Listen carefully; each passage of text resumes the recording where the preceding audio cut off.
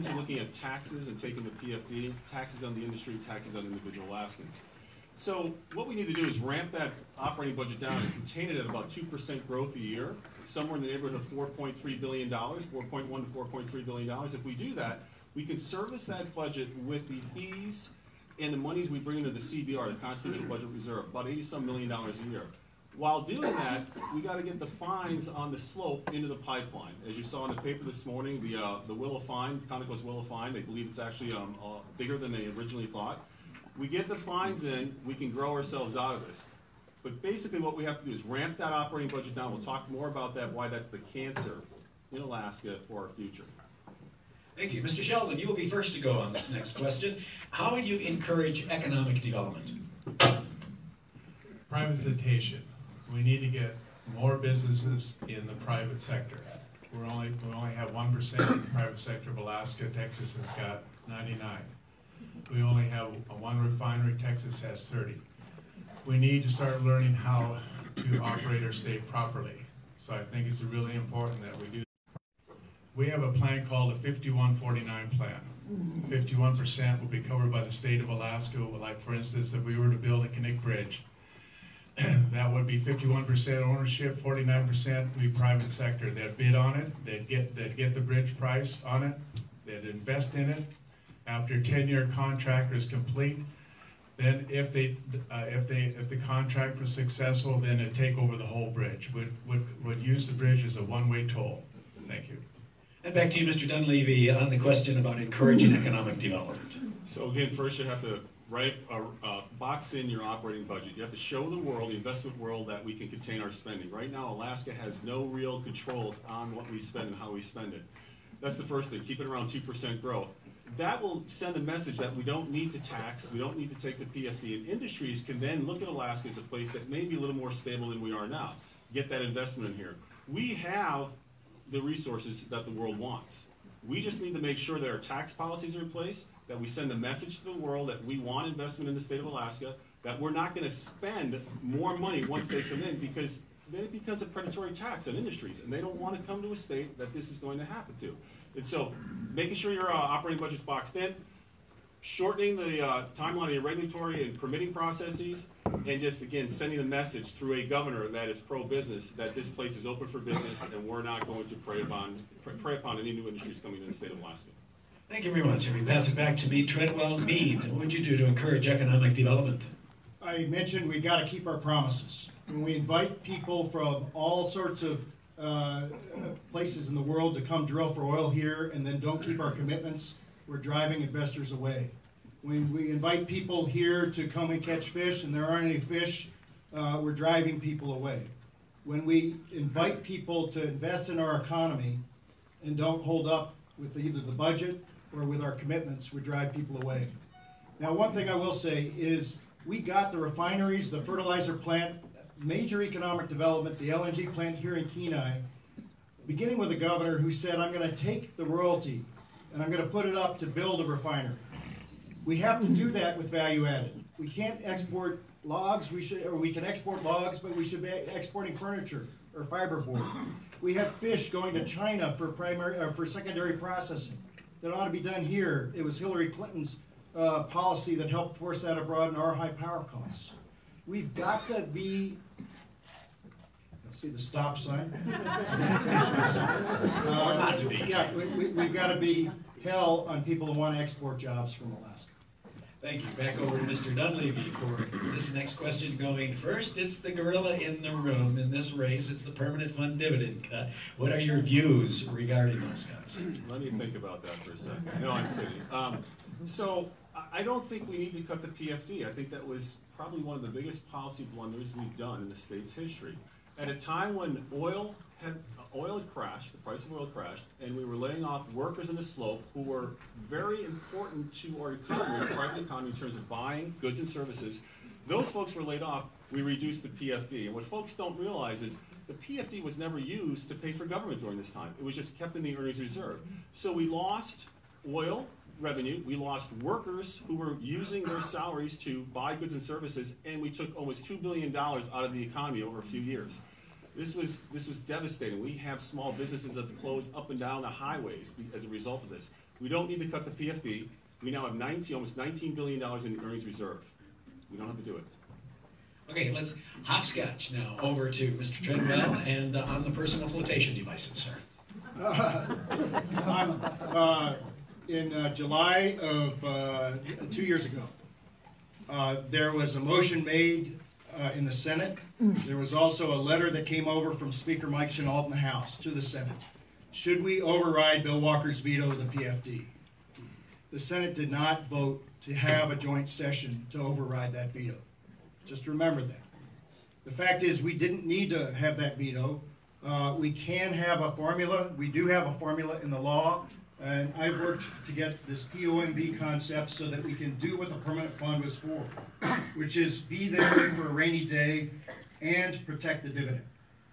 And we can do that with using POMV, about 5%, taking inflation proofing, and then splitting the difference between the dividend, the growing dividend, and avoiding taxes. Okay, thank you. Mr. Sheldon, the question on the permanent fund dividend cuts. It was wrong to do that. I think what we need to do is we need to pay out the dividend. We need to pay the whole dividend out, all the back dividend.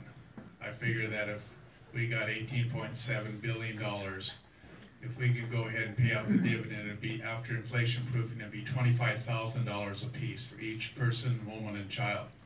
I think we need to do that. We need to have contracts with our oil companies. We're only getting 12 cents on the dollar on the contracts for oil. We need to up that ante so that we can pay for the state. If we downsize the government, we'll be able to balance out the budget. With this fictitious budget that we have right now, $2.7 billion, that's just for the LNG pipeline. This is just another way to raid the permanent fund. So $25,000 dividends after inflation proofing off of $28,000, I think it'd be awesome. And we take the vote of the people if they want to take some of the money on a ballot vote, and that's the way it should have been done to begin with. Thank you. Okay, Mr. Dunleavy, first on the next question. This is the season of fish wars here on the Kenai Peninsula, a very volatile issue. How would you prioritize our fisheries? Well, you have to get more fish in the rivers, and we got to follow our constitutional mandate in doing that. Make sure we meet our escapement goals. That's key. You also have to hire the right folks for your commissioner. You have to place the right people on the Board of Fish to make sure that we are allocating and we're also meeting our escapement goals throughout this inlet. I came down here a couple weeks ago and spoke with some folks that were in the commercial side of things, processors and fishermen. We had a nice conversation about the issues. This is an issue that's impacting everybody. And one thing we agree on is that it is killing industry in the inlet, both sport fishing, guides, commercial fishing, you name it. And so the goal is to get our escapement goals met, have the right people in place to make sure that these escapement goals are met, and use science to save the fishery here in the Upper Creek Inlet. Thank you. And Mr. Sheldon, how would you prioritize our fisheries? This is a big problem. This is just not one thing, it's many things. We got Fukushima. Everyone know about Fukushima, what happened over there? Our oceans are being polluted big time with it. They're dumping a couple swimming pools, tons of radiation in our water with a crack underneath the ocean surface. Another big problem we have is the Chinese coming inside our line. The Magnuson Act, everyone know what the Magnuson Act, that's a 200-mile limit. We need to get with President Trump and the government and the Coast Guard, and when a Chinese ship comes in and breaks the law, we'll seize the ship, we'll take the people off the ship, and we'll send them back to Japan after we've criminalized them. Another thing is Washington, Oregon, and California are bringing up trawlers. They're wiping out our oceans. Do you see what's going on now? And then we got the seiners coming in. We've got different groups coming in. I think it's important that we take care of one step at a time and cut off the seiners before and let the subsistence people get their fish first and then open up the commercial fishing. And if the commissioner does not agree with these terms, I will fire him. Thank you. Thank you much. And Meade Treadwell, priority on fisheries. My priority is more fish in the river, and my priority is good science so that we know what's happening. It's too easy to blame what's happening in the Kenai, in the Soldotna, in the Copper, and in Southeast on a blob. Okay, we got to have the science. I worked as a founder of the Prince William Sound Science Center. I worked to help build the Alaska Sea Life Center. I helped to get the Sikuliak so that we could do the deep water research, and I had a meeting this morning before I came on how to double or triple the amount of endowed funds for marine research here. We don't have enough independent research to keep track of what's happening to the fish, and anybody who tells you otherwise doesn't know what they're talking about. I will say this, I want fish in the rivers. I want enough fish in the rivers to keep our guide businesses going, and I want enough fish in the rivers and the inlet to keep our commercial fisheries going. And when we have a shortage, we can't circle the wagons and shoot each other, and if I've been accused of that, I want to apologize. What I do know is that we have to work together as Alaskans to bring back the fish, and I will do that. Okay, Meade, you'll also be first on this next question, which is sort of a segue to Stand for Alaska, Stand for Salmon, and why? Well, Or stand for I salmon. didn't get to read the Supreme Court's opinion this morning, but it will be on the ballot after, quote unquote, according to the headline, something unconstitutional is removed. So I don't know what the unconstitutional thing is about it, but I'm against it. I helped write our water quality standards when I was Wally Hickle's deputy commissioner at DEC. I worked with the Habitat Division. Anybody who tells you that we don't have good habitat laws doesn't know what we've done. Doesn't know what we've done here to protect habitat on the Kenai River, just as an example. Doesn't know the sacrifices we've made in our timber industry and what we've done with buffers in our timber industry to support salmon in Southeast. We have good water quality laws. We don't need a big green initiative like California to tell us how to do it. And frankly, that law, as I first saw it, says that before I put this in the dishwasher, I got to have Fish and Game tell me whether or not it's a salmon stream. It was way overdone. I'm against it. Thank you. And Mr. Sheldon, same question. Stand for Alaska or stand for salmon, and why? Yeah, I would vote no on that. I think it's really important we deregulate. There's too many regulations already, too many problems around the state that people are having, trying to fire up businesses and what have you, and you add another pile of regulations, you have a bigger problem. I think it's important, and just like Meade said, the timber industry, I logged in the timber industry when I was just 17 in high school for a couple of years, and what they're doing now is they're tightlining their logs over creeks. They're leaving a buffer zone on both sides so that when the trees, they get old, they fall down, and the salmon go underneath the logs, and the habitat is just great.